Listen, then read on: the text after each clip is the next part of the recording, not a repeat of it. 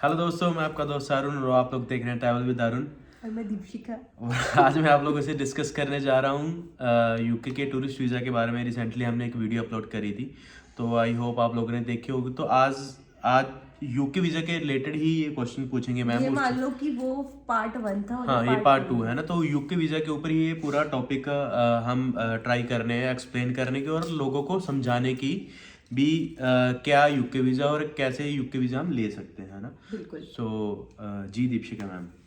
Hello दोस्तों। Hello sir. Hello. How do you do. चलो मैं आपसे एक क्वेश्चन पूछती हूँ जी कि ये वीडियो भी हमारी वैसे तो यूके वीज़ा के रिगार्डिंग ही है। फर्स्ट ऑफ ऑल आपने लास्ट वीडियो में बहुत लोगों के डाउट्स क्लियर कर दिए थे। ओके ठीक ओके है। जी बिल्कुल। मैंने मतलब उस तरीके से हमने उसमें पूरा एक्सप्लेन कर दिया था भी कैसे आप वीज़ा ले सकते हैं, कैसे आपका आईटीआर है होना चाहिए। उस तरीके से हमने पूरा उसमें एक्सप्लेन कर हाँ दिया जी, कि यूके वीज़ा के लिए क्या एज होनी था। जी जी चाहिए बिल्कुल और बिल्कुल क्या बिल्कुल। प्रोफाइल होनी चाहिए, डॉक्यूमेंट्स, एवरीथिंग। जी ठीक है। तो इस वीडियो में आपसे ये पूछना चाहती हूँ कि अगर हमारा यूके वीज़ा जी रिफ्यूज़ हो जाता है ओके। तो उसके लिए क्या ऑप्शंस है हमारे पास, या कोई ऑप्शन नहीं है, या हमें दोबारा से उसको रीस्टार्ट करना पड़ता है, या दोबारा आपके अकॉर्डिंगली दोबारा अप्लाई एप्लीकेशन करना लगाना पड़ेगा। पड़ेगा। हाँ बिल्कुल। तो सबसे बड़ी बात यूके वीज़ा में आपके लिए ये प्लस पॉइंट है, आपके लिए या सब किसी के लिए प्लस पॉइंट ये है। अगर आपका यूके का देखो स्टडी वीज़ा के लिए मुझे नहीं पता, लेकिन टूरिस्ट वीज़ा अगर आपका रिफ्यूज़ होता है तो आपको ज़रूरी नहीं है आपको नई एप्लीकेशन लगानी है। आप उसके ऊपर अपील डाल सकते हैं। Appeal in the sense pre action protocol बोलते हैं यूके वीज़ा के अंदर, है ना। तो उसमें आप प्री एक्शन प्रोटोकॉल डाल सकते हैं, जो अराउंड 7-8 पेजेस का एक लेटर होता है, जिसमें आपने उन्होंने मान लो आपको रिजेक्शन दिया, तो पहले आपको उसको रीड आउट करना है। देन उसको रीड आउट करने के बाद आपको ये समझना है भी आपको जो उन्होंने रीज़न दिया है वो आपके लिए आप उस पे आप मतलब वो आप एक्चुअल में आपको रिजेक्शन का रीज़न बनता था या नहीं बनता था, ठीक है। मतलब वो रीजन आपके लिए वैल्यूएबल था या हाँ ठीक नहीं है, मैं था। मतलब जा वैसे ही उन्होंने एक हिसाब से भाई जस्ट ऐसे ऊपर से देखा दैट्स इट रिजेक्ट कर दिया। ऐसा अगर आपको लगता है भी हाँ भाई आप उतना आपको लगता है भी नहीं यार मैं तो इस चीज़ से इस वजह से मेरी रिफ्यूजल नहीं आनी चाहिए थी, ठीक है। तो आप उसके लिए आपको एक अच्छे से लेटर लिखना पड़ेगा। उस लेटर वो लेटर आता है 6-7 पेजेस का ना, आपको गूगल पे भी मिल जाएगा अगर आप खुद करना चाहते हो। नहीं तो हमने तो पता नहीं कितने के भगवान की कृपा से यूके के वीज़ा है ना ले लिए रिफ्यूजल के बाद, है ना। सो ये बस उसको आपको अच्छे से डिफाइन करना पड़ेगा भी आपको रिजेक्शन इस वजह से दी थी, लेकिन आप उसको पूरा अच्छे से एक्सप्लेन करो भी आप भाई इस वजह से मेरी वीज़ा रिजेक्शन नहीं होना चाहिए था। उस तरीके से आपको जो भी बताना आपको लगता है कि बिल्कुल भाई कि नहीं मेरे को नहीं इस वजह से, रीजन जो भी आपके लिए बेस्ट बिल्कुल है बिल्कुल। रीजन, आप अपना हाँ वो उसमें लिख हाँ कर बिल्कुल या भी आपको लगता है भी नहीं मेरी इस वजह डिक्लेयर से कर रिजेक्शन सकते नहीं हो। आनी चाहिए थी, तो आपको उसको अच्छे से आप उसके ऊपर फाइट कर सकते हैं एज अ मतलब आपको ये नहीं भी आपको लॉयर हायर करना पड़ेगा, हाँ कुछ जी, करना हाँ जी। पड़ेगा, आप खुद उस चीज़ के ऊपर फाइट ऑनलाइन कर ही इस सकते हैं। पे सब बिल्कुल कुछ कर बिल्कुल सकते हैं। बिल्कुल। ठीक है, जी ये आपका तो सही है। ठीक जी है। जी जी अब सेकंड क्वेश्चन जो मैं पूछती हूँ आपसे कि आपने काफी सारे वीजा अपलोड किए थे जी जिनकी पहले रिफ्यूजल आई हुई थी, मैंने देखा आपके पोस्ट पे। जी जी लेकिन आपने उनको रिजेक्शन के बाद वीजा दिलवाया है जी है ना। बिल्कुल। तो आपने पॉजिटिव रिजल्ट में वो कैसे कन्वर्ट किया। एक्चुअली उसमें ये है काफ़ी सारे लोग मेरे पास आए हैं। देखो मैं किसी एजेंट का नाम तो नहीं लेना चाहूँगा, लेकिन काफ़ी एक फेमस एजेंट है पंजाब का ही है हमारे। सो वहाँ से मेरे पास कम से कम 5-6 क्लाइंट आए होंगे जिनकी वहाँ उनसे रिजेक्शन आई है यूके की, और उन्होंने मेरा ऐसे ही यूट्यूब पे इंस्टाग्राम वगैरह पे देख के मेरे से कांटेक्ट करा। ओके। तो उनका अगर मैंने प्रोफाइल और रिजेक्शन लेटर चेक करा ना, तो यार काफ़ी सारी मिस्टेक्स ऐसे कर रखी थी मतलब ना, कुछ लोगों को तो खुद नहीं पता था भाई हमारी प्रोफाइल में कोई बंदा क्या लगा रहा है। बिल्कुल सारी चीज़ें एजेंट के ऊपर घेर देते भाई सर आप देखो जी, तब तो ना ये बन जाते हैं सर आप ही हमारे लिए भगवान हो जी, आप देखो हमारा कैसे करना है। भाई ऐसा नहीं होना चाहिए। आपको ये चीज़ पता होनी चाहिए आपके प्रोफाइल के अंदर क्या लग रहा है, बंदा वीज़ा फॉर्म के अंदर क्या लिख रहा है। सबसे पहले तो जिससे वीज़ा अप्लाई करवाए, चाहे मेरे से करवाए चाहे किसी और से करवाए, बंदे को ये बोले भाई जो आपने मेरा वीज़ा फॉर्म भरा है वो मुझे चेक करवाने के लिए पहले भेजो। एक बार मेरे को फीस भेज फीस दो। भरने से पहले इसको बोलो भाई मेरा वीज़ा फॉर्म भेज भाई। वीज़ा फॉर्म भेजने मंगवा कर उसको अच्छे से चेक करो, सारा नाम ये वो सब कुछ ना उसमें, Spelling, because UK UK visa के अंदर वीज़ा फॉर्म ही मेन है। जो वीज़ा फॉर्म के अंदर लिख दिया उसके ऊपर ही उन्होंने आपको वीज़ा ग्रांट करना उसी के है, बेस ठीक। पे आपको उसी के visa बेस पे वो डॉक्यूमेंट चेक करेंगे और उसी के बेस पे वो आपको वीज़ा ग्रांट करेंगे। तो जी क्या हुआ, मतलब वो रिजेक्शन जो मेरे पास 5-6 बंदे उस एजेंट के थ्रू आए हैं, तो मैंने कम से कम 3 बंदों के अंदर ये मिस्टेक पकड़ी कि यार उन्होंने एक ना टिकट बनाकर लगा रखी वहाँ पे यूके में, द ब्रिटिश म्यूजियम करके है, मैं वहाँ पे घूमने, जब मैं यूके ट्रैवल करने गया था तब मैं जाकर भी आया था वहाँ पे। तो यार एक द ब्रिटिश म्यूजियम की टिकट लगा रखी उन्होंने साथ में, तो जो कि जस्ट ऐसी फेक ही लगा रखी। और जिस दिन की उन्होंने लगा रखी वो, मतलब कि हमने इस दिन विजिट करना है, उस दिन वो ब्रिटिश म्यूजियम बंद था। ओके। ठीक है, तो रिजेक्शन के अंदर वीजा अफसर ने क्या लिख के भेजा, भी आपने जो जिस दिन के लिए बंद कर वीजा आपने सॉरी विजिट करने के लिए आपने टिकट लगाई, उस दिन तो अपना म्यूजियम ही बंद है, तो आप कैसे विजिट करोगे। तो यार इतनी बड़ी मिस्टेक्स हो रही है यार, ऑब्वियसली बात है, आप एक गलत चीज लगा रहे हो ना, एक फेक डॉक्यूमेंट ही लगा रहे हो, बिकॉज आपको खुद ही नहीं पता तो वीजा ऑफिसर आपको किस तरीके से वीजा ग्रांट करेगा। लेकिन ये चीज के बारे में जो बंदा वीजा अप्लाई करवा रहा है उसको भी नहीं पता होता, एटलीस्ट उनको तो पता होना चाहिए। हाँ, उसको भी नहीं पता था ना भी हमारा एजेंट क्या कर रहा है। हमारे एजेंट यार यूके के लिए ना ही तो आपको टिकट लगाने की जरूरत है, ना ही आपको होटल बुकिंग लगाने की जरूरत है। वो आप प्लस पॉइंट अगर आप लगा लोगे कोई उसका नुकसान भी नहीं है, प्लस पॉइंट भी नहीं है, जहां तक मैंने एक्सपीरियंस करा जहां मैं वीजा अप्लाई करता हूँ ना। सो यूके के लिए ना ही टिकट जरूरी है, ना ही ट्रैवल इंश्योरेंस जरूरी है, ना ही आपको होटल बुकिंग कोई डमी वगैरह कुछ लगानी है, ना ही आपको कोई जरूरी है भी आप वहाँ पे आपने कहाँ घूमना है, मैडम टुसैड्स घूमना है, ये वो फलाना ढिमकाना, जहाँ भी आपने घूमना है भी आपको उसकी टिकट लगाने की कोई रिक्वायरमेंट नहीं है। अगर लगानी भी है तो भाई एक अच्छे से आप चेक कर लो भी उस दिन एक्चुअल में जिस दिन हमने विजिट करना है उस दिन वो म्यूजियम जहाँ मान लो कुछ भी जहाँ पे आपने विजिट करना है वो उस दिन ओपन होगा या नहीं होगा। जस्ट ऐसे नहीं किसी ने आपको बोल दिया भाई टिकट साथ में लगा दे, आपका वीजा के चांसेस बढ़ जाएंगे। अगर लगानी है तो यार अच्छे से चेक करके फिर बुक करके लगाओ, ऐसे नहीं बस सीधे एक टिकट पड़ी आपने एडिट करी दैट्स इट चलो जी लगा लो। वो एजेंट ऐसे कर रहा था, ऐसे रिजेक्शंस मेरे पास आई हैं। और सबसे बड़ी बात है एक और सुनो, एक मेरा क्लाइंट है दविंदर नाम है उनका, लुधियाना के रहने वाले हैं ना वो, तो वहाँ पे वो कार मैकेनिक है, तो वो भी उसी एजेंट के अंडर ही आए थे। सो देखो यार मैं ये नहीं कहता, सबसे पहले तो मैं यहाँ पे बात का मतलब आपको एक्सप्लेन थोड़ा बाद में करता हूँ। मैं आपको ये कहना चाहता हूँ यार मैं ये नहीं कहता मैं बेस्ट हूँ, ठीक है। जब मैं वीजा अप्लाई करता हूँ उसका वीजा ही आता है, रिजेक्शन ही आता है, ऐसा कुछ भी नहीं है यार। हाँ मैं भी करता हूँ तो भाई मेरे थ्रू भी रिजेक्शंस आती हैं, लेकिन मेरी सोच क्या है, मेरी थिंकिंग क्या है, मैं बंदे को हर एक चीज बंदे को पहली बात तो पहले प्रोवाइड करवाता हूँ। दूसरा बंदे को मैं ये सपना नहीं दिखाता भाई तू तो बस रेडी हो जा, तूने तो जहाज में चढ़ जाना है, अब ऐसा कुछ भी नहीं है। जब तक वीजा नहीं आता, वीजा आने के बाद जब तक आप बोर्डिंग क्लियर नहीं करते तब तक आपको ये सपना नहीं सजाना चाहिए भाई हम तो उस कंट्री में पहुंच चुके हैं, ठीक है। मेरे थ्रू भी रिजेक्शंस आती हैं, लेकिन मेरी थ्योरी क्या होती है, मैं बंदे को हर एक चीज प्रोवाइड करता हूँ, उसके बाद बंदे को हर एक चीज का रिवर्ट देता हूँ। ऐसा नहीं है भाई बंदे से मेरी रिजेक्शन आ गई उसके बाद मैंने उसका फोन उठाने बंद कर दिया, ऐसा मेरा नहीं तो मैं करता हूँ बिकॉज मैं हर बंदे से रिलेशन बनाना चाहता हूँ। मैं पैसा कमाने में बिलीव नहीं करता, मैं चाहता हूँ रिलेशन बनाऊँ मैं हर बंदों के साथ, ठीक है। देखो यार काम करते हैं तो पैसे हर बंदे ने लेने हैं, ठीक है, कोई ज्यादा ले लेता है कोई कम ले लेता है, लेकिन मैं चाहता हूँ साथ में अगर हमने पैसे कमाने पहली बात तो ट्राई करो कम कमाओ यार, बिकॉज जिस चीज़ की वैल्यू इतनी है नहीं अब जो उसके लिए ज़्यादा पैसे लो वो अच्छी बात नहीं है, ठीक है। सो दूसरा रिलेशन बनाओ और हर एक चीज़ बंदे को प्रोवाइड करो भी आपको ये डॉक्यूमेंट सामने आपका ये लगाया था।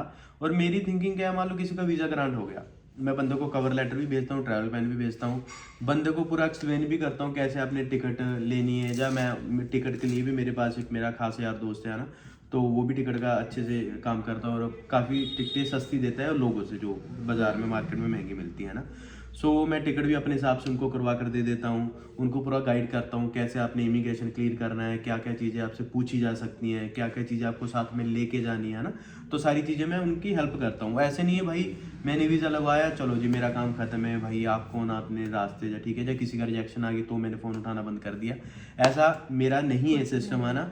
हर एक चीज़ बंदे को ट्रांसपेरेंट क्लियर होती है मेरे काम में, जो भी मेरे से काम करवाता है लोगों को पता ही होगा भी यार, हर एक चीज़ मेरे में क्लियर होती है भी जो चीज़ मैंने लगाई है वो हर बंदे को पता होगा हमारी फाइल में इसने करा तो करा क्या है। तो मैं आता हूँ दविंदर की फाइल के ऊपर। दविंदर की फाइल वो मेरे पास आया, फ्रेश पासपोर्ट लेके आया, उससे पहले 2 यूके की रिजेक्शन थी, 7-8 शेंगन की रिजेक्शन थी, बिल्कुल फ्रेश पासपोर्ट था, कहीं उसने ट्रैवल नहीं करा। चलो जी मेरे पास है, तब कनाडा का ट्रेंड बढ़िया चल रहा था, तो मेरे पास आया जी उसकी नील की ITR तो मेरे को कह रहा सर कनाडा का वीज़ा अप्लाई करना है। उसने मेरे से पहले एक बार कॉन्टेक्ट करा था जब उसने ऑलरेडी उस एजेंट के थ्रू दोबारा से यूके पता नहीं शेंगेन वीज़ा अप्लाई कर रखा था। तो मेरे को उसने कॉन्टेक्ट करा था, तो कह रहा सर मेरा पासपोर्ट अभी अंडर प्रोसेस में, मतलब एम्बेसी में है, तो जब आ जाएगा मैं आपको बताऊंगा। चलो जी, ऑब्वियसली उसका चलो रिजेक्शन आ गया। तो उसने मेरे से कॉन्टेक्ट करा कि सर मैं उस बंदे से काम करता था लेकिन मेरी इतनी बार रिजेक्शन आ गई, ये वो फलाना ढिमकाना, है ना। तो मैंने उसका कनाडा का वीज़ा अप्लाई कर दिया। चलो भगवान की कृपा से उसका लक लगा लो, उसका कनाडा का वीज़ा ग्रांट हो गया। ग्रांट होने के बाद वो मेरे को कहता सर मेरा अपना यूके का वीज़ा अप्लाई करो। मैंने कहा सर रिजेक्शन की, कह रहा मेरी 2 बार रिजेक्शन है। मैंने कहा सर मेरे को जो आपने सेकंड टाइम वीज़ा अप्लाई करा था यूके का, मेरे को वो यूके का वीज़ा फॉर्म दे दो, बिकॉज ईजी रहता है भी आपके लास्ट वीज़ा एप्लीकेशन में आपने क्या लिखा था, बिकॉज उनके पास सारी डिटेल होती है, आप कुछ छुपा सकते नहीं हो उनसे, है ना, मतलब आप लिखवा दो। अब मान लो मैंने आप कुछ और लिख दिया, लास्ट टाइम आपने कुछ और लिखा, तो दिक्कत आती है, ठीक है। तो चलो जी, मैंने मतलब वो कह रहे सर, मैंने उनको बोला सर वीज़ा फॉर्म दो। तो उन्होंने अपने एजेंट को फ़ोन करा, मैसेज वैसी करे, तो भाई उन्होंने वही बात रिप्लाई नहीं करा, देते नहीं है जल्दी जल्दी भी, आपको वीज़ा फॉर्म देने में क्या दिक्कत, तो उन्होंने नहीं दिया वीज़ा फॉर्म। चलो जी, तो क्या हुआ भाई, मैंने जो एक्चुअल उसकी आज की प्रोफाइल थी, मैंने प्रोफाइल को मेरे को पता था ऑलमोस्ट, मैं समझ चुका था, तो आज की जो डेट ऑफ बर्थ थी सब कुछ मैंने उस तरीके से लिखा।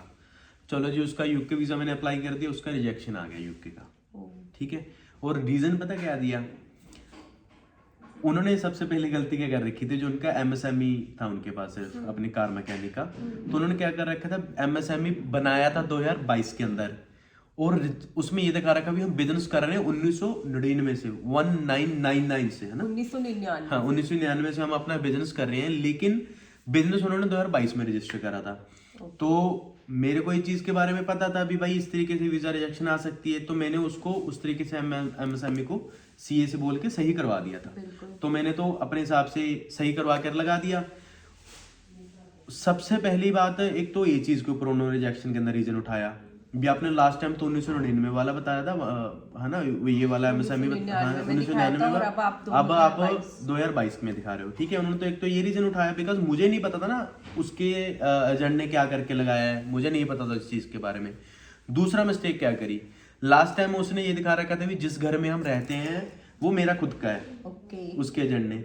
लेकिन जब मैंने उससे देवेंद्र से पूछा, तो मैंने कहा भाई जिस घर में आप रहते हो वो किसका घर है, तो कह रहा है मेरी मम्मी के नाम पे। तो मैंने भाई एक्चुअली में मम्मी लिखना था, जो सच्चाई है मैं तो सच्चाई लिखूंगा वीजा फॉर्म के अंदर, तो मैंने लिख दिया मेरी मम्मी के नाम पे घर है, ठीक है। इस चीज के ऊपर रिजेक्शन लगा रखी। लास्ट टाइम आपने बोला था ये घर मेरा है, आप कह रहे हो आपकी मम्मी का है। थर्ड मिस्टेक क्या थी, मम्मी डैडी की date of birth last time कुछ और बता रखी थी, इस टाइम भाई जो एक्चुअल थी मेरे तो वही बतानी थी, जो मैंने आधार कार्ड मम्मी डैडी का उसका साथ में अटैच करा था। उन्होंने आधार कार्ड से या तो देख के नहीं लिखे जाए, जस्ट ऐसे ही बस, ठीक है जी। पता क्या है, लोगों ने ऑफिस तो खोल रखे हैं और साथ में स्टाफ हायर कर रखा है, खुद बंदे की प्रोफाइल के ऊपर देख रहे हैं, टारगेट क्या लिख रखा है भी भाई हमें ये बस दिन की 2 3 4 10 फाइल चाहिए, हमें वीजा आता है नहीं आता है, हमारा वो टारगेट, लोगों का ये टारगेट होता है, ठीक है। लेकिन मेरे हिसाब से ये टारगेट नहीं होना चाहिए, बिकॉज यार अगर आप काम करो तो अच्छे से करो। अगर 10 फाइल भी दिन की कर रहे हो ना, तो आपको अच्छे से करनी चाहिए, अच्छे से बंदे की प्रोफाइल को समझो। चाहे आप अगर आप उस प्रोफाइल के ऊपर आपको 2 दिन लग रहे तो चाहे आप 4 दिन ले लो, लेकिन उसको अच्छे से समझने की कोशिश करो, देन उसका वीजा अप्लाई करो, जो उसके लिए जो बेस्ट बनता है उसके लिए वो आप उसको रिकमेंड करो, है ना। तो उसको 3 रीजन दे दिया, वीजा मैंने अप्लाई करा था तो उसको 3 रीजन देके उसका वीजा रिजेक्ट कर दिया। तो उसको इवन बस वो बैन लगता बच गया, क्योंकि लास्ट टाइम गलत इन्फॉर्मेशन दे रखी थी, इस बार मैंने सच इन्फॉर्मेशन दी थी, तो एक हिसाब से वो बैन लगता बच गया। चलो जी, वही बात है, मैंने उसको प्रॉमिस करा था, मैंने कहा भाई तेरे को यूके का वीजा भी दिलवाऊंगा, तो वही बात मैंने भाई उसकी पैप डाल दी। तो पैप का उसका रीजन आया भी, मतलब आपका हम पैप एक्सेप्ट नहीं करे। उसमें पैप में भी एक ये है कहानी है, मान लो आपने एक लेटर रेडी कर लिया पैप के लिए, आपने उनको आज मेल कर दी, वो आपको एक ऑटोमेटिक रिप्लाई आएगा 5-7 मिनट के अंदर भी, आपको हम 14 डेज के अंदर रिप्लाई करेंगे। 14 डेज के अंदर आपको ना 2 तरह के लेटर आ सकते हैं। एक तो आपको लेटर आएगा जिसमें सिर्फ 2 पेजेस का पीडीएफ होगा, अगर तो 2 पेजेस का आता है उसमें, उसका मतलब है भी आपका हमने पैप एक्सेप्ट कर लिया है, आप 3 महीने के लिए आप वेट करो, उसके अंदर लिखा होता है ना। तो एक दूसरा पीडीएफ आता है जिसका पैप एक्सेप्ट नहीं करते, उसको सीधे रिजेक्शन भेज देते हैं दोबारा से, जब उसको रीजन दे देते हैं भी हम आपका पैप एक्सेप्ट नहीं कर रहे। चलो जी, तो उन्होंने पैप उसका एक्सेप्ट तो कर लिया, तो 3 महीने 2.5-3 महीने बाद उन्होंने पैप उनका वही बात है, जिस तरीके से मैंने उनको एक्सप्लेन कर दिया था, भाई मेरी गलती नहीं है, मैंने अपने एक एजेंट के थ्रू अप्लाई करा था, उसने मेरे को कुछ भी नहीं बताया मेरी प्रोफाइल के बारे में, और उसने मेरा वीज़ा अप्लाई कर दिया और मेरा ऊपर से रिजेक्शन आ गया, है ना। सो इसमें मेरी गलती नहीं है, आप चाहे वो एजेंट से बात करो चाहे कुछ भी, मैं उस तरीके से उसका लेटर बना के दे दिया था, तो उसका वीज़ा ग्रांट हो गया। ठीक है। ऐसी अब एक सुमित क्लाइंट है मेरा, पानीपत हरियाणा का रहने वाला है, जिसका मैंने रिसेंटली 2-3 दिन पहले वीज़ा उसका अपलोड करा था अपना, यूट्यूब पे भी करा था, इंस्टाग्राम पे भी करा था। तो उसका क्या प्रोफाइल था, अनमैरिड प्रोफाइल है, 2000 बॉर्न है वो, ठीक है। उसका क्या हुआ, यूके का वीज़ा अप्लाई करा, उसकी स्टेटमेंट बिल्कुल बेकार थी, मतलब उसके ट्रांजैक्शन कभी 2 लाख आ गया, 4 लाख आया, उस तरीके का उसका बिजनेस है नहीं, जस्ट एमएसएमई बना रखा है वो, जस्ट एक नाम का ही बोल सकते हैं ना, उस तरीके से बिजनेस नहीं करता वो उसमें से। तो मैंने उसको बोला, स्मित मेरा वो दोस्त भी है और मेरा क्लाइंट भी है, तो मैंने उसको बोला, स्मित भाई मत करो यार, आपका रिजेक्शन आने के चांस। कह रहा नहीं भाई कोई दिक्कत नहीं है, वो ऐसे ही बस भी भाई कोई दिक्कत नहीं, देखा जाएगा ना जो होगा। चलो जी, मैंने यूके का वीज़ा उसका अप्लाई कर दिया, उसका आ गया रिजेक्शन आने थे, स्टेटमेंट के ऊपर रिजेक्शन आ गया उसका। तो मैंने बोला कोई नहीं स्मित भाई, अब रिजेक्शन तो आ गया, लेकिन कोई नहीं, लेट्स सी, अब फाइट करके देखते हैं क्या बनता है। तो मैंने उसका पैप एक्सेप्ट कर दिया, डाल दिया। तो 14 डेज के अंदर वो जो मैंने आपको पहले बताया भी, उनका एक लेटर 2 पेजेस का आता है, एक 5 पेजेस का आता है, जिसमें वो सीधे आपको ये बोल देते हैं हमने आपका पैप एक्सेप्ट करा या नहीं करा। तो उसका पैप उन्होंने एक्सेप्ट नहीं करा जी, उनको सीधे लेटर आ गया भी हमने आपका पैप एक्सेप्ट नहीं करा, आपका ये इस वजह से। तो मैंने उसका दोबारा से पैप डाल दिया, फिर उन्होंने दोबारा से एक्सेप्ट कर लिया और उसको 2.5 महीने 3 महीने वेट करवाया, और अब उसका फाइनली वीज़ा ग्रांट कर दिया। तो मतलब हम कितनी बार पैप डाल सकते हैं? चाहे आप 10 बार डाल लो, ओके। ठीक है, लेकिन आपको होना चाहिए भी जो चीजें वो आगे से बता रहे हैं, आपको आगे से उसको अच्छे से एक्सप्लेन करना होगा। हाँ, आंसर्स होने चाहिए ना, बिल्कुल। जो आगे से वो आपको रीजन दे रहे हैं, आपको उनको जस्टिफाई करने के लिए आपके पास कुछ ना कुछ होना चाहिए। अगर वो आपसे कुछ प्रूफ भी मान ले उसके रिगार्डिंग, तो आपके पास होना भी चाहिए। मांगते हैं। मेरा एक क्लाइंट है अमजद, गाजियाबाद से, तो उसके साथ भी ऐसी हुआ, उसका पैप डाला, उसका 3 बार रिजेक्शन था। वो एक हरियाणा से काफ़ी फेमस एजेंट है, तो वो भी पैप वगैरह डालता था, उसके थ्रू उसने अप्लाई करा था, उसका भी वीज़ा ऐसे रिजेक्ट हो गया था। तो पैप वगैरह उससे बात करी तो कह रहा पैप नहीं डालेगी, ये नहीं डालूंगा, कुछ भी हुआ, उसने मेरे से है ना, तो उसने मेरे से कॉन्टेक्ट करा, तो मैंने उसका पैप डाल दिया। तो अब उसको जरूरी नहीं है भी आपको सिर्फ मेल के ऊपर ही रिप्लाई करेंगे, इंटरव्यू के लिए फ़ोन भी कर लेते हैं, ठीक है। अमजद को इंटरव्यू के लिए फ़ोन आया भी आपकी बैंक स्टेटमेंट हमें दोबारा भेजो, आप अब भी जाना चाहते हो यूके या नहीं जाना चाहते हो, सारी चीज़ें उससे पूछे, तो उसका भी फाइनली वीज़ा उन्होंने ग्रांट कर दिया ना। तो बस मेरा कहने का मतलब यही है, अगर आपका यूके का वीज़ा रिजेक्ट होता है तो आप उसके ऊपर फाइट करके उनसे दोबारा से वीज़ा ले सकते हो, उसी रिजेक्शन के ऊपर। आपको जरूरी नहीं है वैसे भी दोबारा से पे करना। और ऐसा कि अगर आपने अमाउंट अपने अकाउंट में रखा हुआ है, जब तक आपका वीजा ना आता, मेरे को लगता है कि तब तक वो अमाउंट ना ही नहीं, ऐसा कुछ नहीं है। सिर्फ अमजद वाले केस के अंदर ही ये हुआ भी, उन्होंने दोबारा से स्टेटमेंट मांगी है, लेकिन आज तक मैंने जितने बंदों के वीजा मान लो प्री एक्शन प्रोटोकॉल अप्लाई करा है, मतलब नहीं, मोस्ट ऑफ द केसेस में उन्होंने नहीं मांगा, कुछ भी डॉक्यूमेंट नहीं मांगा, जस्ट सीधे पैप उन्होंने एक्सेप्ट कर लिया ना। सो बाकी ये ट्राई करा करें भी यार, अगर आपने वीज़ा के टाइम पे 5 लाख अपने अकाउंट में दिखाए हैं, अगर आपको लगता है यार अभी मान लो आपका वीज़ा रिजेक्ट होगा, आप सोचो भाई छोड़ यार, निकलवाओ बैलेंस अपना, देखते हैं फिर, है ना। ऐसा नहीं करना चाहिए, 5 लाख इकट्ठा में निकलवाओ। ऐसे भी अगर आपको जरूरत है 1,50,000 2 लाख आपने खर्च कर लिए थोड़े थोड़े करके, ऐसा ना हो भी सीधे हमने चलो जी 5 लाख खाली अकाउंट है ना, तो ऐसा ना करें, है ना। सो बाकी अगर आप लोगों को भी कभी भगवान न करे आपका रिजेक्शन आया हो, आपके कोई क्वेश्चन हो किसी के भी ना, तो आप कमेंट में आप लिख सकते हो, हम उसके ऊपर वीडियो बना सकते हैं। बिल्कुल ना। अगर आप लोगों का भी किसी के थ्रू जो आपने खुद अप्लाई करा यूके का रिजेक्शन आया हो, तो आप मुझे अपना रिफ्यूजल लेटर भेज सकते हैं और हम उसके ऊपर डिस्कस कर लेंगे, आपका पैप डलेगा या नहीं डलेगा, या डालना चाहिए नहीं डालना चाहिए। और सबसे बड़ी बात, इसका पैप डालने का टाइम 3 महीने का होता है। मान लो अगर आपका आज रिजेक्शन है, आज मान लो सपोज करो आज 15 फरवरी है ना, तो आपका 15 फरवरी को आपका रिजेक्शन है, तो आज से 3 महीने तक आप 3 महीने के अंदर आप पैप डाल सकते हो। लेकिन एक केस के अंदर मैंने 4 महीने बाद भी पैप डाल दिया था, तो मतलब मेरे पास क्लाइंट ही लेट आया था, वो किसी के पास उसका रिजेक्शन आया था, तो मेरे पास आया लेट था, तो 4 महीने बाद मैंने उसका देखा 4 महीने हो चुका, मैंने उसका पैप डाल दिया, तो भगवान की कृपा से उसका वीजा ग्रांट हो गया था। सो ऐसा नहीं है, लेकिन जो अकॉर्डिंग टू रूल है वो 3 महीने के अंदर ही आपको पैप डाल सकते हो ना।